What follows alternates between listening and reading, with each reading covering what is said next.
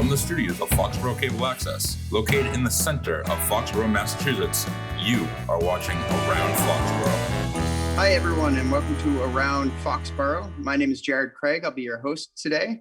I am joined here by Leon El Alamin. He is the founder and co-creator of M.A.D.E Institute. We're going to talk a lot about that. Just want to welcome Leon to the show. Thanks for being here, Leon. We really appreciate you and the work that you're doing out in Flint, Michigan.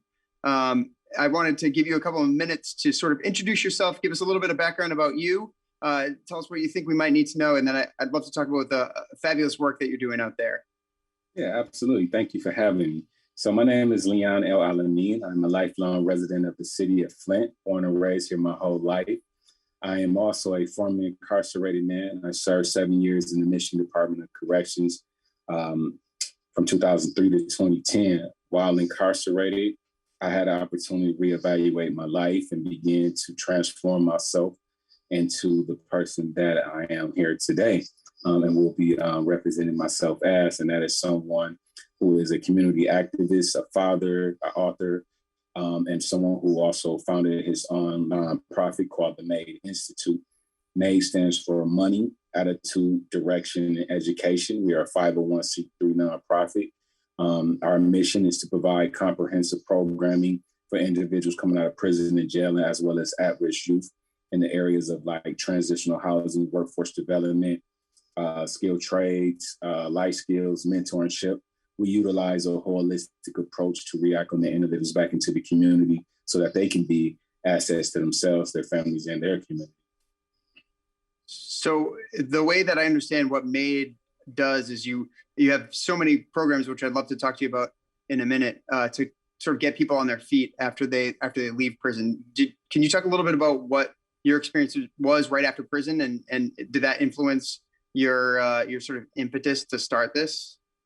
Yeah, absolutely. So, after serving time in prison for the 7 years I did, when I came home in 2010, I found myself running into many barriers and obstacles to being able to be productive as a citizen, whether it was housing, whether it was employment, whether it was work.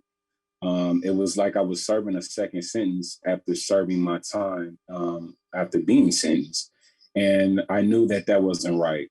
And after continuously being denied, whether it was the temp service, temp services are supposed to kind of be like the middle people in between to kind of help you get jobs. But when I was continuously being denied, I knew I had two options left.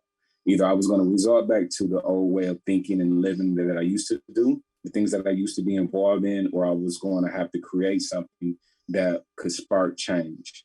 And that's what I decided to do. Creating the M.A.D.E Institute has allowed me to create a platform to help other returning citizens, reacclimate themselves back in the community. So it was very hard, very difficult. I'm still faced many barriers to this day. Yeah, I'm sure. I can only imagine how difficult that must be. But one of the phrases that you use that I'd love for you to expound on a little bit, if you don't mind, is you use the term returning citizens. Yeah, I think it's such a powerful term because it's empowering rather than, the stigma that comes along with an ex-convict and, all of the imagery that brings forward. Why is referring to your clients and yourself as returning citizens as they're coming out of prison as opposed to other terms like that? Why is that important? Absolutely. You're absolutely right. I looked at terms like ex-con. Language is everything, especially in mainstream society when you're trying to reintegrate and do the right thing. So, I would see even on applications, job applications and things like that.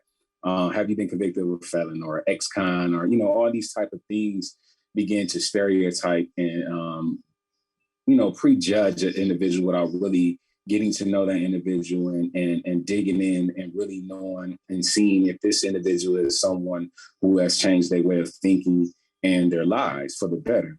And what it was doing is when you use terms like ex-con or convict and those type of things, it puts you in a box. And a lot of people want a lot of folks to remain in that box because they profit off the prison industrial complex and what that all represents. And so the term returning citizens is giving a strong statement that I am a citizen, I am an American, I served my time, and I deserve the chances that any other individual is deserving of, who are trying to apply for a job or get into school or getting into housing. I shouldn't be discriminated against because of my felon if I serve my time.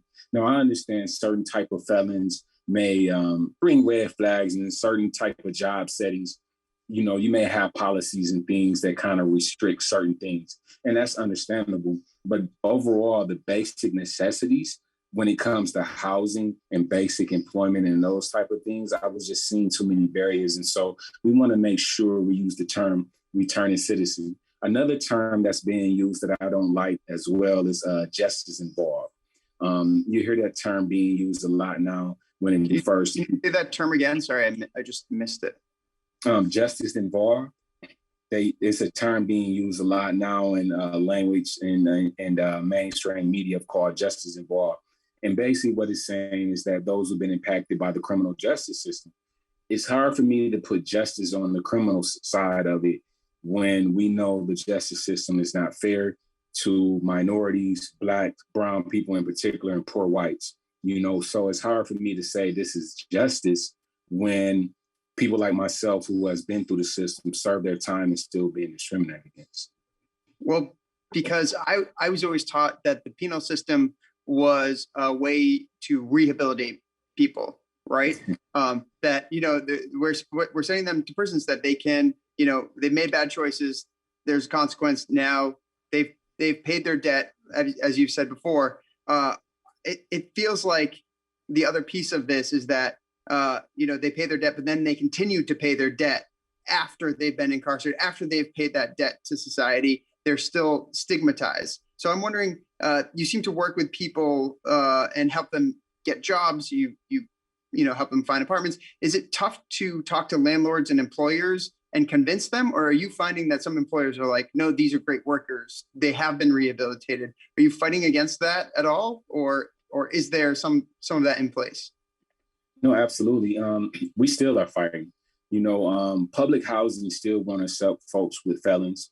You know, if you have family members that live in public housing, there's a good possibility that that family member, if they try to house you there, can be evicted out of their apartment. So what we decided to do is say, hey, we're not going to continue to beg for our reentry back into the community after serving our time. We're going to create an avenue and a lane for ourselves. And that's what we've been doing at the M.A.D.E Institute. So what we did and what we do is create transitional housing. We take blighted and abandoned foreclosed properties. We teach individuals through our skilled trades program on how to rehab these homes, learn and gain skills that they can use for the rest of their life. And once we rehabilitate these blighted homes, we provide housing, you know, for these individuals. So we don't have to continue to go through the stigma and the barriers that we find ourselves continuously being able to do. So yeah, you're absolutely right. We decided to say, look, we're not going to keep begging folks for an opportunity when we know we deserve them. Absolutely. We talked a little bit about housing too, but I noticed on your website you have something called care packages. And when I read through it, I was like, oh, this seems so basic, but I can imagine you're providing people with these necessities that they might just not have access to. Can you talk a little bit about what's in the care package, why it's important, and maybe, you know, somewhere in Foxborough, someone wants to help provide some people with some of those as well. Can you just tell us what's in there and why they need those? Yeah, absolutely. So when a person comes out of prison, whether it's state or federal prison, you basically come home with just the clothes on your back and the bus pass that they give you to get you wherever you're going. And that's it. And if you don't have any family members, so imagine a lot of folks, the reason why they're in prison is because they may have fallen out with family members or friends or things like that. So some people don't have any support at all. And so what we try to do with our care packages is provide those basic necessities. We don't, with the care package, you get things like deodorant, clothing, a wallet, a belt, you know, the basic things. So like, it's easy to tell a person, well, just get off your butt and go get a job. What if I don't have interviewing clothes? I don't have shoes. You know, all these things are essential to when you're trying to reacclimate yourself back in the community. So we wanted to address that need. And so with our care packages, what we try to do is provide 3 outfits, some interviewing clothes, some shoes, some hygiene products, a wallet to put your wallet and begin to build them up as men and women to be responsible for themselves, and then from there, we provide that housing piece so that if they even can't go back to the house, a lot of times the homes that they go back to is toxic. Is the reason why they're in trouble is because of the homes, or the environment that they're in. So we try to really create this sort of like a college atmosphere, take them out of the environment that you once was in and put you into a more welcoming and provide you with love around that. And so, and to go back to your question too, if someone wanted to support the care package, it's still simple things. It's clothing, it's sheets. We always in need of sheets, towels, bedding, linen, hygiene products. Those things are essential when a person is just soon as being released from prison or jail. They need these things to kind of get back focused and hear the message and other things that we're trying to reacclimate them back into. Yeah. Again, I'll say it seems so basic, but I can only imagine that this is probably a low point for most people in their lives. So just to have someone to say, hey, we care about you and we want to see you succeed. Here's the basic things you need to start building your success, and now go out and do it. How do you exist? How do you get funding? Is it state funded, federally funded? Do you get donations? I know you have some partnerships too. Do you want to talk at all about any of your partnerships and maybe what we can do to help you out in Flint? Yeah, absolutely. So right now, a big part of our work has been funded through partnerships, state funding. We have won a couple contracts. We're trying to expand on the state side of things. Also, we have applied for general grants, in which we have been blessed to win some grants to kind of keep us going. And then we begin to create our self-sufficient model through our housing program and things like that. And that's something we're trying to continue to build on. Going back to when we renovate these homes, we have a relationship with like parole, probation, and where they will contract with us to house people because they know the importance of housing with this population. We have a high homeless issue here in Flint and Genesee County that we're trying to tackle and address. And so we try to utilize a holistic approach to kind of address that issue and drive revenue into our programs and things like that. But we're always open to donations and things because without it, it's kind of hard to stay afloat. And that's mayinstitute.org. Is that correct? Yes, sir. Great. Another piece of your mission and vision, I believe, is identifying the at-risk youth. I was just wondering, how do you identify at-risk youth? Do you look at neighborhoods and schools? Or are you looking for kids who maybe have a first offense and then try to take them under your wing? How does M.A.D.E become aware of them, and what do they do to help? What do you do? Well, it's kind of a combination of those things. But once you interact with the adults that we interact with, most of them have children, cousins, nephews, and things like that. So it's through word of mouth. They will make referrals and say, hey, I got a nephew, I got a cousin, it's headed down that wrong path, it's dropped out of school, been kicked out of school because of the school to prison pipeline. Those type of things we already made aware of through the tight-knit community within the community that we build. And then we have parents that reach out all the time and say, hey, I got a son or a daughter. They just need someone to talk to tell them the real. They just not getting it, and then here in Flint, we have a unique situation going on. So like in particular, the inner city, the area where we're doing a lot of our work, all the major high schools have closed. We don't even have a major high school on Flint's north side. We have a huge food desert. The major grocery chains been moved out. We're trying to, one of our programs is urban farming. We teach individuals how to grow their own healthy foods. For those who may not know, we're dealing with the Flint water crisis still. We're about 85% complete on changing the pipes. We're still about 15% and finalizing that, but politics has been playing a role in that. And then we were hit with COVID. So we have a ton of issues that when you do get progress, we have these other issues constantly being poured on top of them that kind of slow things. And then you got to address this new issue. So it's been an up and down battle, and we need all the support that we can get. Thanks, Leon. You've used a couple phrases, and I'd love to hear your view on them. You've used prison industrial complex and the school to prison pipeline. Can you talk a little bit for our viewers who might not know what those are and what it is, and really how it impacts this whole system that, you know, it seems like you're pretty successfully fighting against.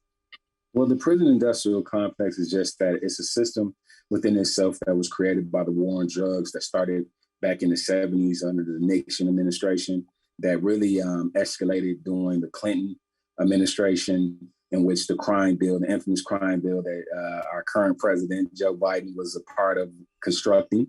And, you know, and what it did was decimate, in particular, Black communities. You know, the Black and brown community was decimated because of it, and poor whites have been impacted by it as well.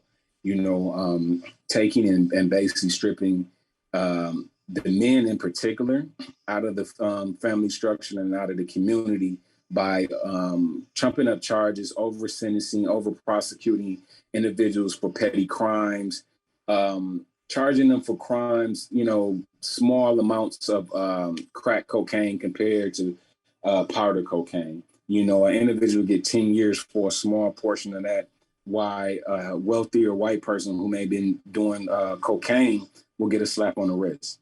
And what that did was begin to stack the prison system and overcrowded, overflooded, and then they created the truth in sentencing. And so when individuals were coming up for parole, they will be flopped because they weren't eligible because they may have taken a program. So what they did was create these different policies and sentences to really keep a particular group of people concentrated in the prison system to where they can benefit and make money off the cheap labor that's involved in that. And when you look at our Constitution, the 13th Amendment, it breaks down if an individual is convicted of a crime, you can be treated basically like a slave. And those of us who are aware of slavery and what those things have done, it's still real. It's just modernized and hidden through the prison industrial complex. Now, the school to prison pipeline is just an extension of that. So once they began to attack the adults and get them trapped in the system, they said, hey, we have their offspring slowly coming. We know the fathers are going, majority of the fathers now in these days, we have women going to prison at an alarming rate. And that's a scary thing in itself. But they attacked our children, and they changed and made policies in the school system to where a kid might get loud in the class because they're joking around or something. They will actually kick this child out of school for several days. Now, taking them away from their learning, taking them away from that atmosphere of being able to be learned and taught something of an importance that can help them. And now what you're doing, you're kicking them out. And then once they're out in the society with no guidance and things like that, they're drifting. And then they get into, you know, petty crimes and things like that. And what ultimately leads them to the juvenile system. From the juvenile system, you're preparing him or her for the prison system. So it's all connected, which makes up that prison industrial complex. And it feels like where the M.A.D.E. Institute comes in too is you're actively fighting against recidivism, right? Where once these people are out, you know, maybe they've gotten trapped in that system for whatever reason. Now they're out. We don't want, you're saying, forgive me if I'm putting words in your mouth, feel free to correct me. We don't want you to go back. We're going to do everything we can to help you and make sure that you're set up for success moving forward. Right? Absolutely. That's the goal. You know, that's the goal. And I use my personal life as a tool and inspiration, my story. I try to inspire others to say, hey, look, I came from the exact same place, neighborhoods, environments that you guys came from, but with determination, with the right resources, and with the right mentorship, I was able to overcome some of those hurdles and build a better reality for myself. It's still a struggle every day. I still are faced with many obstacles, but overall, I'm way better off than when I used to think a certain way and travel down the wrong path in which I once took at a time in my life. And that's what we want them to see. You can do it, you know, we understand it takes resources. It takes people having empathy for folks who have maybe made some bad choices in their life. We all have made bad choices. A lot of us just haven't been caught for some of the things that we have done, you know, and that's just sometimes the nature of the beast. But what we're saying is, okay, I got caught. I served my time. I deserve that second chance, a real second chance to reacclimate myself back in the community when my mind is focused, my heart is in the right place, and I just want to do the right thing. Yeah, bad choices don't make you a bad person. And it seems like you understand that more than most. And you have this, great personality. I can assume that someone who's listening to you can say, oh, that guy's walked a mile in my shoes. I'm more willing to listen to him, than someone else who just comes in and sort of lecturing or in a more didactic way. Like you've lived it, you're walking the walk, talking the talk because you've lived it. So it's really inspiring and empowering to see. I was just wondering if you just raw numbers, how many people are you currently serving or helping, and how many have you helped in the past? Do you know that off the top of your head? Well, since 2015, when we started to the current date, we have served over 1,000 people in some capacity. We're currently working with about 20 people at a time right now. Some are housed in our transitional housing. Some just come through the program. We're getting ready. Actually, I just left a meeting that kind of ran over, but we're planning to run one of our skilled trades programs. We were blessed to partner with another group to get some funding to keep that going. And so I'm looking forward to that. And usually when we run those groups, we have between 10 to 15 people in those groups, but that's 15 lives that we can impact. That's 15 families. When you go through our skilled trades program, you're getting certified in some of the top-notch certifications you can obtain that you can carry with you for the rest of your life. You can make careers out of being a plumber, electrician, knowing how to build a home. With all the infrastructure issues that we have in our country, this is an ideal place. And also, we have a lot of tradesmen that are kind of like aging out. And we want to grow that industry with new and younger folks who are looking for a second chance, and we can do it better. We also work with a lot of things when we do our skilled trades, like solar energy, things like that. So we're lined up and set to kind of really drive the next big thing, so to say. Yeah, you call that your green collar jobs program, which I love. And I think everything you've listed must have national appeal. That I assume anyone who's gone through this, even if they want to go somewhere else, even in the country, in the world, they've got these skills now. They can go and have a high paying, quality job, quality life, pretty much anywhere, right? Absolutely, and that's the end game. That's the goal, because we understand sometimes wherever you started in life doesn't necessarily stay where you have to end up at. So you may committed your crime here, served your time, and get back. Take advantage of the skills that we may be able to offer or refer you to, the resources. But then it may come a time in your life when you get off the roll and say, hey, I want to take a chance at a new environment, a new place, but you still have those skills. So wherever you go, those things can travel with you, and you give yourself a real opportunity to compete wherever you may want to go. Absolutely. And I would imagine, I'll form this as a question. Have you seen a change in your community and in the Flint community since you've started your program? And if so, how has that changed? And is it affecting your son or daughter in positive ways? Yeah, absolutely. I get calls. We have made national attention for our program. I see it every day. In particular, I intentionally went back to my old neighborhood that has been disinvested, devastated by crime, drugs, violence, and those type of things. I wanted to prove that we have something that's solid, that's driven from folks who come from that environment that can really impact this environment for the better. And we have been doing that. And, and the more support we get, the more resources to help us keep these programs going, you're going to see a bigger transformation. But I get it all the time. I get people coming out of their homes who were scared to come outside because of certain activities that may have taken place. We have helped to clean that up, with our programming, with our outreach and things like that. And I do have a son who just turned 8 years old yesterday. And happy birthday. Yeah, Devin, he was just on the side of here messing with me. But, that's a big part of what drives me. My inspiration is that I don't want my son to have to grow up when he gets in his teens dealing with the same issues in the same way that I had to deal when I was 15 without a father in his life. If that's still going to be the norm, then we failed as a community. We failed as so-called leaders. We understand we have politicians and those who claim to be leaders. If things are still the same when we were fighting in our 60s and 70s, then what has really changed? What needle have we really moved? Certain individuals get exalted. They get new positions. but the community as a whole is suffering. And that's not leadership to me. That's not impact to me. No matter how much money you put on top of something or put in front of someone, I look at the real hard numbers and I'm in the trenches. So that's the kind of impact I want to have. I want to be able to touch the people to where they can see, feel it, touch it, and understand and say, hey, this changed my life. Well, it's amazing to look at the work you do. I highly recommend everyone checks out your website. That's madeinstitute.org.